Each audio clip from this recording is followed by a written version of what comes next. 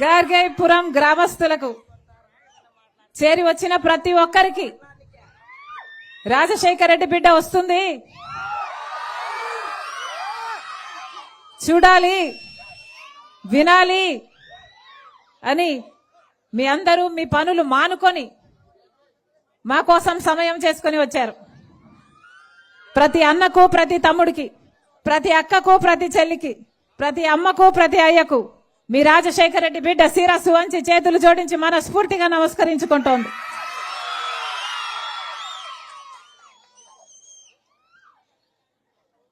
మీ అందరికీ తెలుసు, రాజశేఖర రెడ్డి గారు ముఖ్యమంత్రిగా 5 సంవత్సరాలు మాత్రమే ఉన్నాడు రాజశేఖర రెడ్డి గారు. కానీ 5 సంవత్సరాలలో కోట్ల మంది ప్రజల గుండెల్లో స్థానం సంపాదించుకున్న నాయకుడు రాజశేఖర రెడ్డి గారు. ఉచిత విద్యుత్తో మొదలు పెట్టాడు మహానుభావుడు. ఆ తర్వాత రైతులకు రుణ మాఫీ అయితేనేమి, పేదవాళ్లకు జబ్బులు వస్తే ఆరోగ్యశ్రీ అయితేనేమి, పేద బిడ్డలు చదువుకోవడానికి ఉచితంగానే ఫీజు రీయింబర్స్మెంట్ అయితేనేమి, 108 అయితేనేమి, పేద ప్రజలకు లక్షల మందికి ఇందిరమ్మ ఇల్లు అయితేనేమి, ఎంతో మందికి లక్షల ఎకరాలు భూ పంపిణీ అయితేనేమి, ఇలా 1 కాదు 2 కాదు ఎన్నో అద్భుతమైన పథకాలను అద్భుతంగా అమలు చేసి చూపాడు రాజశేఖర రెడ్డి గారు. అలాంటి ఒక పథకమే రాజశేఖర రెడ్డి గారు ముఖ్యమంత్రిగా ఉన్నప్పుడు మొదలైన పథకమే ఈ ఉపాధి హామీ పని. మహాత్మా గాంధీ జాతీయ గ్రామీణ ఉపాధి హామీ పని, కరువు పని అని కూడా అంటాం. అప్పట్లో రాజశేఖర రెడ్డి గారు ముఖ్యమంత్రి ఉండగా కాంగ్రెస్ పార్టీ తెచ్చిన ఈ అద్భుతమైన పథకాన్ని మన ఆంధ్ర రాష్ట్రంలోనే అనంతపూర్ జిల్లాలో సోనియా గాంధీ గారు, అప్పటి ప్రధానమంత్రి మన్మోహన్ సింగ్ గారు వచ్చి ఇక్కడే మొదలు పెట్టడం జరిగింది ఈ ఉపాధి హామీ పని. ఆ రోజుల్లో ఎంత అద్భుతంగా జరిగింది అంటే, అసలు కొప్పుల రాజన్న గారు ఇక్కడ ఉన్నారు. ఆ రోజుల్లో రాజశేఖర రెడ్డి గారి ఆఫీసర్గా పనిచేసిన కొప్పుల రాజన్న గారు ఎన్నో వివరాలు చెప్పారు. ఇక్కడ ఎందుకో మరి మైక్ ఇస్తే చెప్పలేకపోయారు. కొన్ని విషయాలు నేను చెప్తా. అప్పట్లో రాజశేఖర రెడ్డి గారు ముఖ్యమంత్రిగా ఉన్నప్పుడు ఆఫీసర్గా ఉండి కొప్పుల రాజన్న గారే ఈ ఉపాధి హామీ పనికి విధి విధానాలు అన్ని రూపొందించడం ప్రధాన పాత్ర పోషించిన వారు. ఆ రోజుల్లో గ్రామాలకు వెళ్లి గ్రామస్తులకు ఏమి కావాలి అని కనుక్కునే విషయంలో చాలా మంది గ్రామస్తులు ఉపాధి హామీ పనిలో మాకు డైరెక్ట్ గా పేమెంట్ కావాలి, మధ్యలో మధ్యవర్తులు ఉంటే కమిషన్లు కట్టింగ్లు అవుతున్నాయి అని అంటే రాజశేఖర రెడ్డి గారికి చెప్పించి ఏకంగా ఒకేసారి 60 లక్షల అకౌంట్లు ఓపెన్ చేసిన ఘనత ఆంధ్ర రాష్ట్ర ప్రభుత్వానికే దక్కింది. అంతేకాదు కొప్పుల రాజు అన్న గారి ద్వారా ఎంతో మంది మహిళల కోరిక కూడా రాజశేఖర రెడ్డి గారి ముందు పెట్టారు. ఏమిటంటే మహిళలు కూడా సమాన వేతనం కోరుకుంటున్నారు. మహిళలు మగవారంత పని చేయలేకపోయినా బిడ్డల బాధ్యత మహిళ మీద ఉంటుంది కాబట్టి ఉపాధి హామీ పని చేసినప్పుడు మహిళలు కూడా సమాన వేతనాలు అడుగుతున్నారు అని కొప్పుల రాజు అన్న గారు ముఖ్యమంత్రి రాజశేఖర రెడ్డి గారికి చెప్తే వెంటనే ఒప్పుకొని ఆ రోజుల్లో ఏకంగా మహిళలకు కూడా సమానంగా వేతనాలు ఉండాలని ఇక్కడ ఈ ఆంధ్ర రాష్ట్రంలో ఇలాంటి ఎన్నో విధి విధానాలు రూపొందిస్తే ఫేజ్ 2లో ఉపాధి హామీ దేశమంతా అమలు చేసినప్పుడు ఆంధ్ర రాష్ట్రంలో నియమించిన విధి విధానాలే దేశమంతా అమలు చేయడం జరిగింది. ఈ ఉపాధి హామీ పని ఎంత గొప్పది అంటే, ఎంత అద్భుతమైన పథకము అంటే, కోట్ల మంది ప్రజలకు ఉపాధిని ఇచ్చింది ఈ ఉపాధి హామీ పని. కోట్ల మంది ప్రజలకు, సామాన్య ప్రజలకు ఉపాధిని ఇప్పించిన పథకము ప్రపంచంలోనే ఇంకొకటి లేదట. అందుకే దేశ విదేశాల నుంచి కూడా వచ్చి ఈ ఉపాధి హామీ పని మీద ఎన్నో రీసెర్చ్ పేపర్లు కూడా తయారు చేసిన రోజులు ఎన్నో ఉన్నాయి. అంత గొప్ప పథకము ఈ ఉపాధి హామీ పని. ఎందుకంటే పేదవాడికి పని ఇచ్చిన పథకం. పేదవాడు కూడా నాకు పని కావాలి అని గ్రామస్తుల పెద్దల దగ్గరికి వెళ్లి అడిగితే ఆ పేదవాడికి 15 రోజుల్లో పని చూపించాల్సిన పథకం ఉపాధి హామీ పని పథకము. అలా 100 రోజుల పాటు అడిగే హక్కు ఆ గ్రామస్తులకు ఉంది. పని చేసిన 15 రోజుల్లోనే మళ్ళీ వేతనాలు చెల్లించాల్సిన అవసరము ఆ గ్రామ పెద్దలకు ప్రభుత్వానికి ఉంది. అది ఉపాధి హామీ చట్టం గొప్పతనం. ఉపాధి హామీ పని వచ్చిన తర్వాత మన రాష్ట్రంలో వలసలు తగ్గాయి. ఎందుకంటే పని దొరికింది కాబట్టి. అప్పటికి పని లేక, అప్పటి వరకు పని లేక పని కోసమని ఏ బొంబాయికో చెన్నైకో ఇలా ఎన్నో నగరాలకు వలస వెళ్లిపోయేవాళ్ళు. కానీ ఉపాధి హామీ పని వచ్చినాక గ్రామస్తులకు గ్రామంలోనే అంతో ఇంతో పని కలిగింది. గ్రామస్తులు అంతో ఇంతో పని చేసుకోగలిగి తలెత్తుకొని ఉపాధి హామీ పని వేతనాలు తీసుకొని ఇక్కడే వాళ్ళ కుటుంబాలతో వలసలు వెళ్లే అవసరం లేకుండా ఉపాధి హామీ పని వాళ్ళు ఎంతో మందికి సహాయం చేసింది. అలా ఎన్నో కుటుంబాలను నిలబెట్టింది ఉపాధి హామీ పని. ఇలా 20 సంవత్సరాలు జరిగింది ఉపాధి హామీ పని. ఇప్పుడు బీజేపీ అధికారంలో 11 సంవత్సరాలుగా అధికారంలో ఉంది బీజేపీ పార్టీ. ఇప్పుడు బీజేపీ పార్టీ ఉపాధి హామీ పనిని మొత్తానికే ఎత్తేయాలని చూస్తున్నారు. అందుకే ఉపాధి హామీ పని ఇక ఉండబోదు అని చెప్తూ వాళ్ళు పెట్టిన ఒక కొత్త చట్టమట, విబి గ్రామ్ చట్టం. అంటే ఉపాధి హామీ పని స్థానంలో ఒక కొత్త చట్టాన్ని బీజేపీ ప్రభుత్వం తీసుకొస్తుందన్నమాట. అసలు ఉపాధి హామీ పనికి ఈ బీజేపీ పెట్టే ఈ కొత్త పథకానికి నక్కకి నాగలోకానికి ఉన్నంత తేడా ఉంది. మీ అందరూ కూడా అర్థం చేసుకోవాల్సిన విషయం ఇది. ఎందుకో కూడా చెప్తాం. ఉపాధి హామీ పనిలో గ్రామాల అభివృద్ధి జరిగింది. ఉపాధి హామీ పనిలో గ్రామస్తులకు పని కల్పించారు.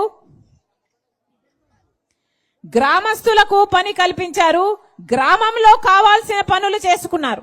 అంటే ఉపాధి హామీ పనిలో ఏ గ్రామంలో అయినా ఒక రోడ్డు కావాలన్నా, ఒక బిల్డింగ్ కావాలన్నా, లేక పూడికలు తీయాలన్నా, లేక గట్టులో చేనులలో గట్లేసుకోవాలన్నా, ఇలా అందరికి గ్రామానికి సంబంధించిన పనులు అంటే గ్రామ అభివృద్ధి కోసం ఒక బావితో వాళ్ళన్నా ఏ పనులైనా ఉపాధి హామీ పనితో ముడిపెట్టేవాళ్ళు.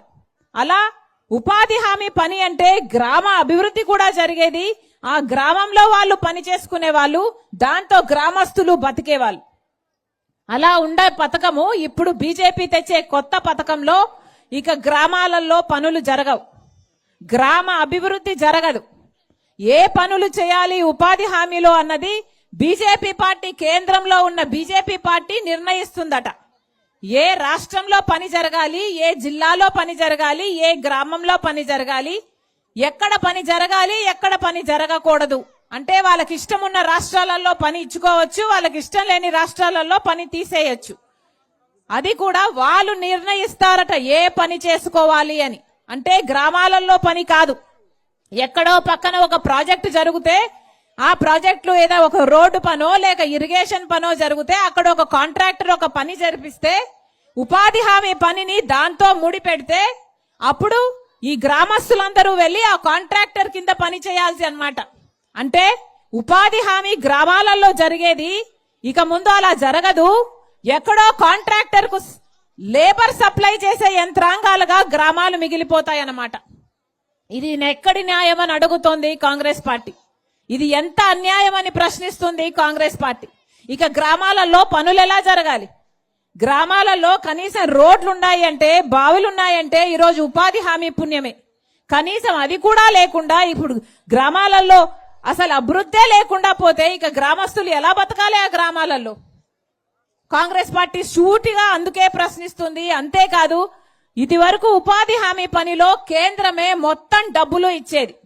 ఉపాధి హామీ పనికయ్యే మొత్తం ఖర్చు కేంద్ర ప్రభుత్వమే పెట్టుకునేది. ఒక పనిముట్లకు మాత్రమే 10%, అది కూడా 25% మాత్రమే రాష్ట్ర ప్రభుత్వం పెట్టుకునేది. కానీ ఇప్పుడు ఈ కొత్త పథకంలో బీజేపీ తెస్తున్న ఈ విబి గ్రామ్ చట్టంలో అసలు ఉపాధి హామీ పనికి 60% మాత్రమే వాళ్ళు ఇస్తారట. మిగతా 40% ఖర్చు రాష్ట్ర ప్రభుత్వాలు పెట్టుకోవాలట. ఇక రాష్ట్ర ప్రభుత్వాలు పెట్టుకునే స్తోమత ఉంటే పెట్టుకుంటారు, స్తోమత లేకపోతే పెట్టుకోరు. మనలాంటి రాష్ట్రం అనుకోండి, ప్రభుత్వ ఉద్యోగస్తులు జీతాలు ఇవ్వడానికే మన దగ్గర డబ్బులు లేవు. ఇప్పటికే జగన్మోహన్ రెడ్డి గారి పుణ్యమా అని, చంద్రబాబు గారి పుణ్యమా అని ఇప్పటికే 11 లక్షల అప్పుల కుప్పైంది మన ఆంధ్ర రాష్ట్రం. ఇద్దరూ కలిసి మన రాష్ట్ర నెత్తి మీద, మన యువత మీద ఇంత అప్పులు పెట్టారు. కనీసం జీతాలు ఇచ్చుకోవడానికి కూడా డబ్బులు లేవు మన రాష్ట్రంలో. అలాంటిది ఇప్పుడు ఉపాధి హామీ పని ఖర్చు కూడా రాష్ట్రం మీద పడితే మన రాష్ట్రం భరించే స్తోమత లేదు, భరించదు. వీళ్ళు భరించరు, 40% ఖర్చు వీళ్ళు భరించరు. కాబట్టి కేంద్రం భరించాల్సిన 60% కూడా భరించాల్సిన అవసరమే రాదు. అది వీళ్ళ కుట్ర. అంటే మొత్తానికి ఉపాధి హామీ పని లేపేసే పనిలో ఉన్నారన్నమాట. ఇది ఎంత అన్యాయము అని ప్రశ్నిస్తుంది కాంగ్రెస్ పార్టీ. మహాత్మా గాంధీ పేరు పెట్టిన పథకము ఉపాధి హామీ పనికి కాంగ్రెస్ పార్టీ మహాత్మా గాంధీ పేరు పెట్టింది. ఇది ఎంత పుణ్యమైన పథకం అంటే రాజశేఖర రెడ్డి గారు ముఖ్యమంత్రిగా ఉన్న రోజుల్లో ఏకంగా 1,10,00,000 జాబ్ కార్డులు ఉన్నాయట.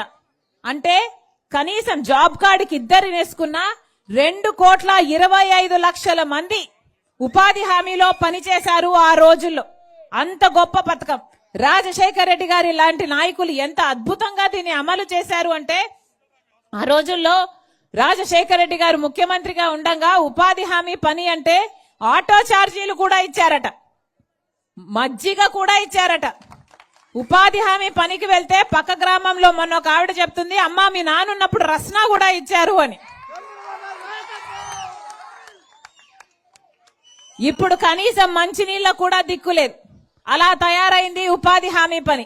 ఇప్పుడు కనీసం పని చేస్తే వేతనాలు కూడా 2 నెలలు 3 నెలలు పడుతుందమ్మా అని చెప్తున్నారు. 6 రోజులు పని చేస్తే 2 రోజులు జీతమే ఇస్తున్నారమ్మా అని చెప్తున్నారు. ఇంత దరిద్రంగా ఇంత హేనీయంగా తయారు చేశారు ఉపాధి హామీ పనిని. ఇది ఇప్పుడు మొత్తానికే ఎత్తేయాలని చూస్తుంది బీజేపీ. ఇది ఎక్కడి న్యాయం అని అడుగుతున్నాం. బీజేపీ పార్టీ మహాత్మా గాంధీ పేరు పెట్టుకున్న ఈ ఉపాధి హామీ పనిని గండిగొట్టాలని చూస్తుంది అంటే ఇంతకంటే దుర్మార్గం ఉందా? మహాత్మా గాంధీని చంపింది ఎవరు? ఆర్ఎస్ఎస్ సభ్యుడు గాడ్సే. మహాత్మా గాంధీని ఆర్ఎస్ఎస్ సభ్యుడు గాడ్సే చంపితే మహాత్మా గాంధీ పేరు ఉన్న ఈ ఉపాధి హామీ పథకాన్ని బీజేపీ నాయకుడు మోడీ హత్య చేస్తున్నాడు. ఇద్దరికి ఏమిటి తేడా అని అడుగుతున్నాం. గాడ్సేకి మోడీకి పెద్ద తేడా లేదు. అందుకే చెప్తున్నాం, కాంగ్రెస్ పార్టీ చాలా చిత్తశుద్ధితో ఈ ఉపాధి హామీ పని తెచ్చింది కాంగ్రెస్ పార్టీ ఈ పథకాన్ని.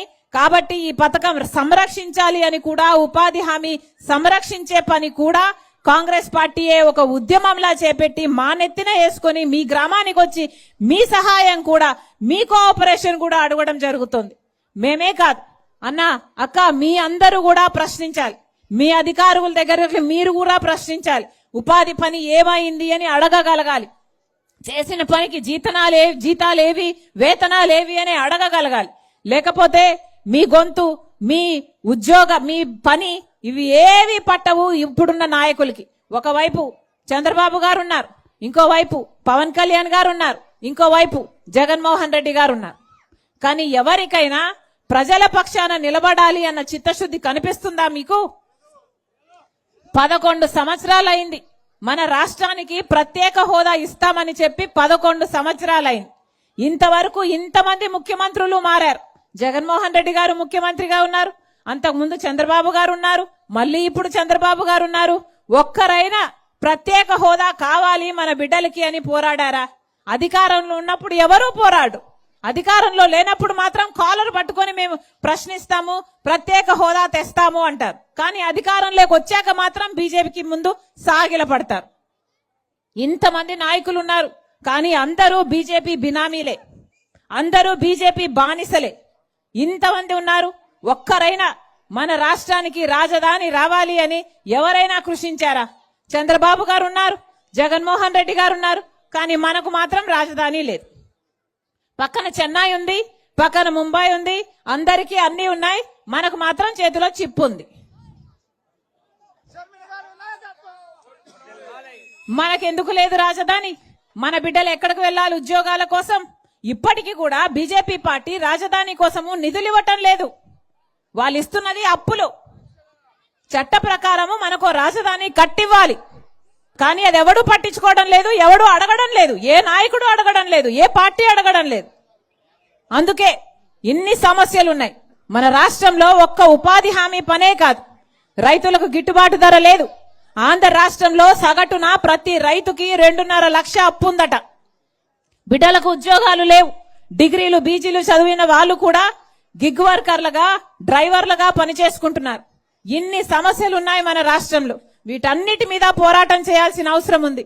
కానీ మా వెనకాల మీరు లేకపోతే ఈ పోరాటం అసాధ్యం. మార్పు రావాలి అంటే ముందు మీలో రావాలి. మార్పు రావాలి, కాంగ్రెస్ పార్టీని ఆదరించాలి అని ముందు మీలో ఆ మార్పు రావాలి. కాంగ్రెస్ పార్టీ రాజశేఖర రెడ్డి గారి పార్టీ. కాంగ్రెస్ పార్టీ నాయకుడిగా రాజశేఖర రెడ్డి గారు రుణమాఫీతో మొదలు పెడితే ఎన్నో అద్భుతమైన పథకాలు చేశారు. ఇవన్నీ సాధ్యమయ్యాయి అంటే ఎలా సాధ్యమయ్యాయి ఇన్ని అద్భుతమైన పథకాలు? ఎందుకంటే అప్పుడు కేంద్రంలో కాంగ్రెస్ పార్టీ అధికారంలో ఉంది కాబట్టే ఇవన్నీ సాధ్యమయ్యాయి. ఒక్క కాంగ్రెస్ పార్టీ మాత్రమే ప్రజల పక్షాన ఆలోచన చేసే పార్టీ, చిత్తశుద్ధి ఉన్న పార్టీ.